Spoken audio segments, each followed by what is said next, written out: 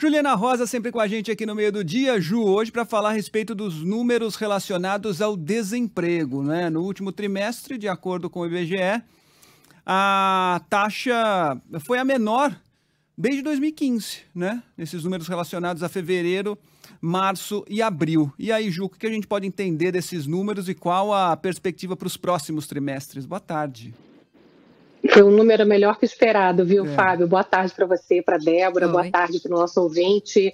O que a gente consegue perceber aqui, logo cedo quando saíram os dados, o IBGE divulga a comparação trimestral, ou seja, pega fevereiro, março, abril, sempre pega 3 meses e compara com os 3 meses anteriores. Nessa comparação, a taxa de desemprego sobe um pouco, de 8,4% para 8,5%. Mas o que os analistas estão destacando é que, primeiro, a previsão era subir mais para 8,7%, veio esse número de 8,5%. E a comparação, por conta da pandemia e também os dados estão bastante bagunçados por conta de um comportamento muitas vezes errático ali ao longo do tempo, né, para poder acompanhar mais precisamente como é que está o desenvolvimento da economia. Eles comparam aqui o dado de abril com o dado de março.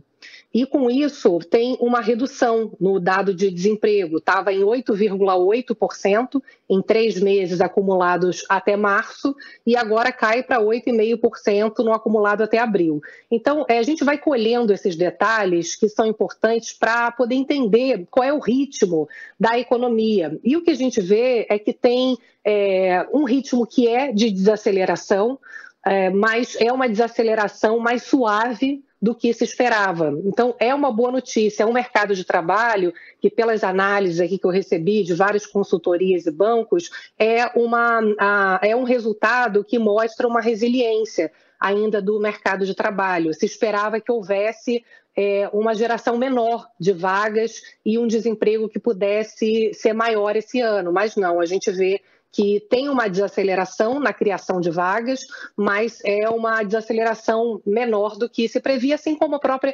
economia. A gente vem falando aqui que o primeiro trimestre se previa um crescimento bem mais modesto e as revisões estão sendo feitas para cima, né, do PIB desse começo de ano.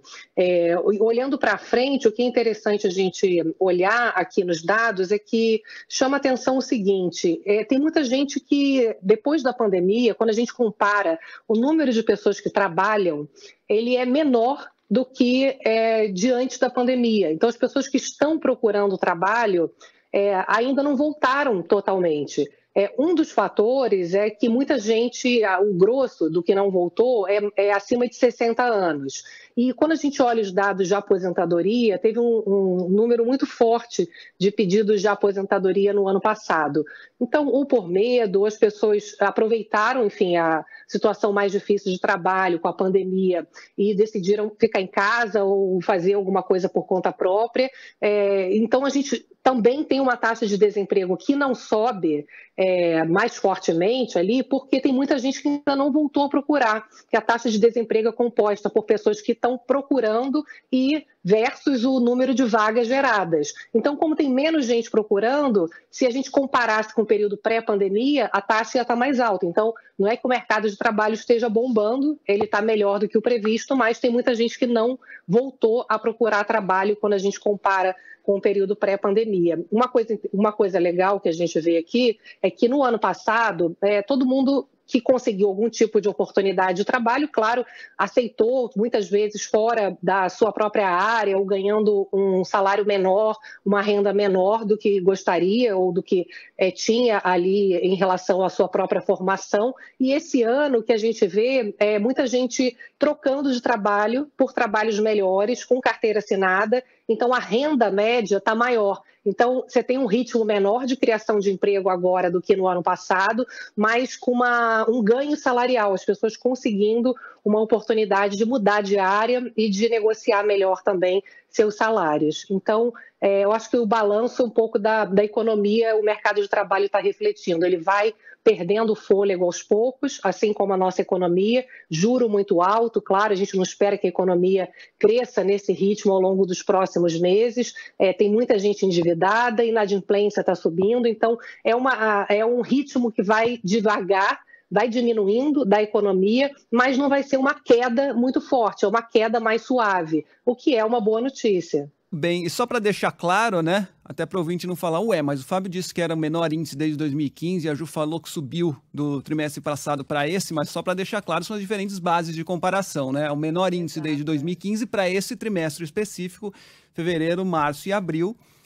Lá em 2015 foi 8,1, agora 8,5, e a Ju explicou muito bem. Entre o último trimestre e esse, subiu 0,1 ponto percentual, são as diferentes bases de comparação, né, Ju? Pois é, de manhã até quando o Megali me perguntou, eu tinha falado, olha, subiu, porque comparando com o trimestre anterior, subiu. E aí as análises agora estavam olhando mais ali para aquela ponta, entre março e abril. Então a gente vai acompanhando ao longo do dia, né, os especialistas se debruçando com lupa aí nesses dados e tentando realmente buscar boas notícias, que é o que está realmente acontecendo, né?